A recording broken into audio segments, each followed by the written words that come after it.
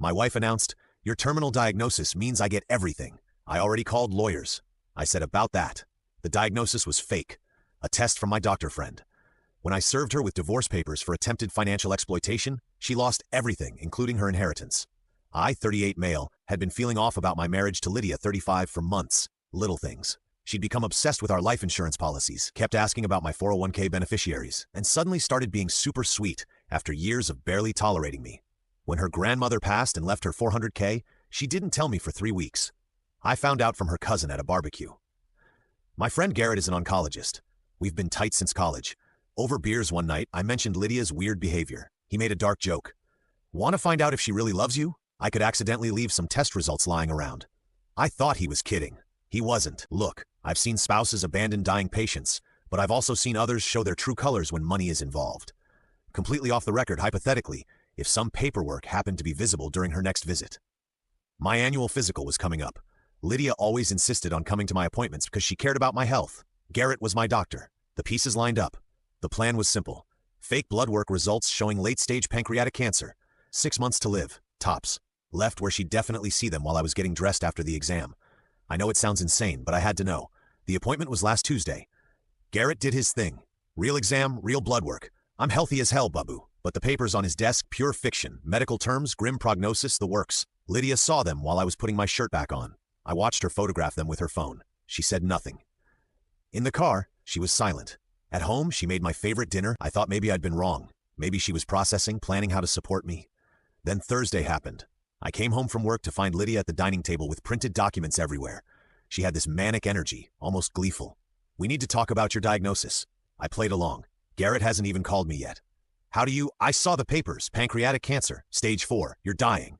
"Lydia, I've already called 3 lawyers. We need to get everything transferred to my name now. The house, the investments, everything. If you die without proper documentation, it becomes a nightmare for me." "Not us. Not how are you feeling. Just me." "I also called your life insurance. Did you know if you die within 2 years of increasing coverage, they investigate? We need to be careful, but your current policy is 500k, and since you've had it for 5 years, we're good." She slid a paper across the table. "This gives me full power of attorney. Sign it. Lydia, I just found out I'm dying and you're being practical." "Someone has to be. You're too emotional to handle this properly. Oh, and I told your brother you don't want visitors. Too stressful." "You told Ethan I'm dying?" "No, just that you're sick and need space. We can tell him after." "After? After things are settled? After I'm dead, you mean?" She actually rolled her eyes. "Don't be dramatic. This is happening whether you accept it or not. Power. At least I'm here taking care of things." That's when I said it about that diagnosis. "What about it?" "It's fake." Update 1. The silence after I told her was deafening. She laughed nervously, then got angry, then tried to flip it. "You tested me. What kind of psychopath tests their wife? The kind whose wife photographs medical documents and calls lawyers before even asking how I'm feeling. I was trying to protect you. You told me not to see my brother. You had power of attorney papers ready in 48 hours. You were excited, Lydia. I watched you smile while talking about my life insurance." She threw a wine glass at the wall. 5 years. 5 years of my life wasted on you. Mask fully off now. "So leave," I said. "Oh, I'm leaving, but you're going to pay for this humiliation. I want a divorce, and I want everything. Good luck with that." She moved to her sister Celia's place that night. By morning, I was getting texts from her family calling me a monster, a manipulator, an abuser. She'd told everyone I faked cancer to torture her. Her mom, Joyce, called. "How could you do something so cruel? Ask your daughter why her first response to my terminal diagnosis was to call lawyers, not doctors." She was planning for the future. She was planning for her future. One where I conveniently died quick and left her everything. Joyce hung up. But then Lydia made a crucial mistake. She posted on Facebook, "Devastating to discover the man you married is a pathological liar who would fake cancer for attention. Some people are truly sick.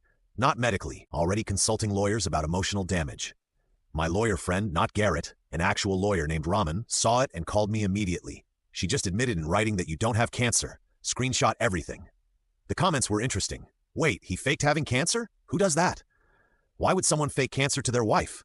There's more to the story." One of my coworkers commented, "Didn't you say last month your wife was asking about his life insurance?" Lydia deleted the post, but screenshots were already circulating. Update 2. Lydia hired Miranda Fitzgerald, allegedly the shark of divorce lawyers. First meeting was yesterday.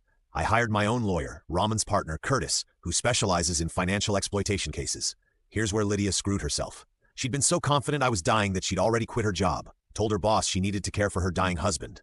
Except now everyone knew I wasn't dying, so she just looked like a liar who quit for no reason. Her lawyer tried to argue I'd caused severe emotional distress with my deception. Curtis countered. My client discovered his wife was planning to financially exploit him during a medical crisis. Her immediate response to his supposed terminal diagnosis was to secure assets, not provide support. We have evidence of attempted financial elder abuse. He's not elderly or sick, Miranda snapped, but she believed he was terminally ill and immediately moved to seize control of his assets. That's attempted exploitation of a vulnerable person. The fact that he wasn't actually vulnerable doesn't change her intent.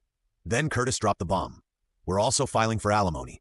Mrs. Lydia just inherited $400K from her grandmother. Meanwhile, my client had to take time off work to deal with the emotional trauma of discovering his wife saw him as a payday rather than a partner. That's ridiculous, Lydia shrieked. You quit your job, Curtis said calmly.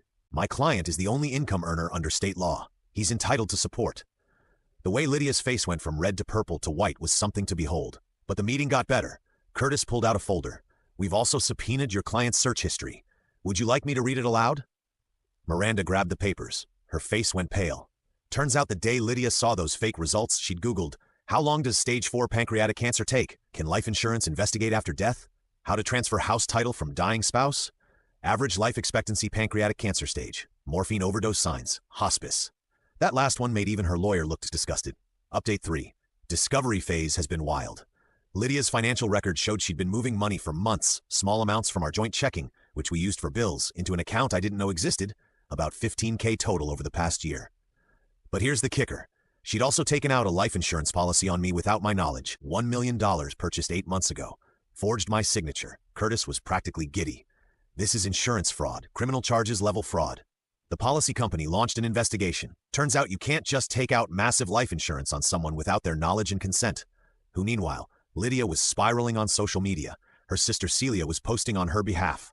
The emotional torture Lydia endured from her sociopathic ex is unimaginable. Faking terminal illness to test someone is abuse. My brother Ethan responded. He tested whether she loved him or his money. She failed spectacularly. Celia. She was trying to be practical during a crisis. Ethan. She Googled morphine overdose signs. That's not practical. That's planning murder. Celia deleted her posts. If you're loving this wild tale of karma and drama, hit that like button and subscribe for more heart-pounding stories straight from real life. Your support means the world. Then Lydia's mom, Joyce, tried to negotiate directly with me. Showed up at my work with coffee and tears. Please just give her something from the divorce. She's my baby girl. Your baby girl tried to steal my house while she thought I was dying. She was scared. People don't think clearly when Joyce, she took out $1 million life insurance policy on me without my knowledge. She was disappointed I wasn't actually dying. Joyce's mouth opened and closed like a fish. That's not? She wouldn't. The insurance company has the forged documents. She's probably going to be charged with fraud. Joyce left without another word. Update 4. The insurance fraud investigation concluded. Lydia was arrested last Tuesday. The mugshot was rough. Orange isn't her color. She was released on bail. Joyce put up her house as collateral, but the damage was done. The arrest was public record. Her former employer saw it and publicly stated they stand by their decision to accept her resignation. Translation. You're never working here again. The divorce negotiations got interesting. With criminal charges pending, Lydia's position was weak. Curtis went for the throat. Given Mrs. Lydia's attempt to defraud my client through false insurance policies, her documented plan to exploit his supposed terminal illness, and her current unemployment status versus my client's trauma-induced leave from work, we're seeking the house, mine before marriage, but she wanted half its value, alimony for 2 years at $3K per month, all marital debt assigned to her, about $12K in credit cards she ran up, my legal fees currently at $18K. Her lawyer left. That's insane. She inherited $400K. Yes, but between bail, legal fees, and living expenses. Then she better settle quickly before that money's gone, Curtis said. Lydia exploded. I'm not giving him my inheritance. Then we go to trial, Curtis shrugged, where a jury will hear how you Googled morphine overdoses while believing your husband was dying. Update 5. But Lydia's criminal case was complicating everything. Her criminal lawyer, separate from divorce lawyer, double the fees, told her pleading guilty to insurance fraud would tank her divorce case. But fighting the fraud charges would cost another $50K minimum.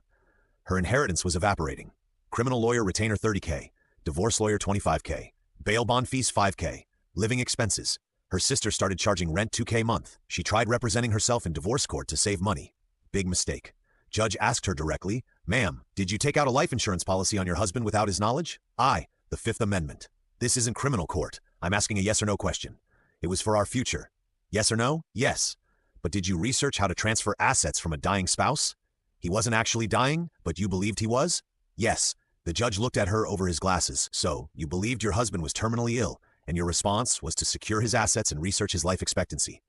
I was being practical. The judge awarded me the house fully mine. Alimony, $2,500 a month for 3 years. All marital debt assigned to her. 75% of my legal fees. Lydia screamed. He lied about having cancer. Judge, and you lied on insurance documents. His lie exposed your character. Your lie was fraud. Big difference. Update 6. Lydia's criminal trial just ended. She pled no contest to insurance fraud to avoid jail time. Got 2 years probation, 200 hours community service, and a $10K fine. But here's where her inheritance went. Criminal lawyer's final bill, $45K. Divorce lawyer's $40K. She went through 3. My alimony, $7,500 so far. My legal fees, court ordered $13K. Criminal fine, $10K. Bail bond fees and court costs, $8K. Total $123,500. She's also been paying her sister Celia rent, living expenses, and had to buy a car since the Lexus was mine. Another $15K gone from a $400K inheritance. She has maybe $250K left. But wait, the IRS entered the chat. Turns out taking money from marital accounts and hiding it, that needs to be reported. She owes back taxes plus penalties, another $20K. Plus, I'm getting $2,500 a month for 3 more years. That's $87,500 total. She'll have about $140K left when this is over. Still sounds like a lot. Not when you're 35, unemployable in your field. Financial services don't hire people with fraud convictions and have no retirement savings because you expected to inherit your husband's. Update 7. Plot twist nobody saw coming. Lydia's grandmother's estate is being contested. Turns out Grandma's other children, Lydia's aunts and uncles, were suspicious about the will leaving everything to Lydia. They hired a forensic accountant who discovered Lydia had been helping Grandma with her finances for the last 2 years. By helping, I mean moving money around and getting Grandma to sign things. Sound familiar? The estate lawyer called me as a witness since I was still technically married to Lydia when this was happening. I testified honestly. I had no knowledge of her grandmother's finances, but I provided evidence of Lydia's pattern of financial manipulation. The judge froze the remaining inheritance pending investigation. Lydia called me from a blocked number. You destroyed my life. I have nothing. You have what you always had, yourself. That's what you valued most. Anyway, I'm going to be homeless. Celia's kicking me out. Maybe Garrett knows a good oncologist who needs a roommate. This isn't funny. I could go to jail if they prove I manipulated Grandma. You mean like you tried to manipulate me? I was trying to secure our future. No, you were trying to secure your future. One where I conveniently died and left you everything. How'd that work out? She hung up sobbing. Final update. It's been 6 months since that doctor's appointment. Here's where everyone stands. Lydia living in a studio apartment, working as a cashier at a grocery store, only place that would hire her with a fraud conviction. The investigation into her grandmother's estate found financial elder abuse. She had to return $200K to the estate to avoid prosecution. After paying back the estate, taxes, fines, lawyers, and my alimony, she's broke. Negative broke. Actually, she owes her lawyer another $20K. Her social media is gone. Her family barely speaks to her. Celia posted last week about cutting toxic people out, even family, with a pointed comment about thieves and liars. Me, still in my house, back at work full-time. The alimony helps with the therapy I needed after discovering the person I married saw me as a walking life insurance policy. Dating isn't on my radar yet, but I joined a bowling league. My team named Terminal Velocity. Garrett thinks it's hilarious. The marriage officially dissolved. The judge's final words were memorable. Ma'am, marriage is about in sickness and in health, not ooh sickness. Time to cash in. Divorce granted. The inheritance. The aunts and uncles split the $200K Lydia had to return. They sent me a thank you card for testifying. Weird but appreciated. The life lesson. When someone shows you who they are, believe them. When Lydia saw those fake cancer papers, she showed me exactly who she was. Someone who saw my death as a payday. The fake diagnosis didn't create her greed. It revealed it. People keep asking if I feel guilty about the test. Nope. That test saved me from spending my life with someone who was literally Googling how long I'd take to die. It cost her everything. But that's what happens when you bet against someone's life. Sometimes you lose the gamble. To anyone reading this, if your partner gets more excited about your life insurance than your life, run. Don't wait for them to show their hand. The house always wins when you're playing with someone who sees you as chips to cash in. Oh, and Lydia, if you're reading this from your studio apartment during your break at the grocery store, next time someone tells you they're dying, maybe try asking, how are you feeling instead of, how much am I getting? Just a thought. Edit. To the people saying the test was unethical, maybe. But you know what's more unethical? Forging someone's signature on $1 million life insurance policy and Googling morphine overdoses. Just saying. Edit 2. Garrett is still my doctor. No, he didn't break any laws. The papers were never official medical documents. Just props for a test. No different than those fake lottery tickets people use for pranks. Except this prank revealed attempted murder planning. Edit 3. For those asking, yes, this is legal to share. Court records are public. Lydia's convictions are public. The only thing I can't share are the actual forged insurance documents. But trust me, you're not missing much. Just her terrible attempt at my signature.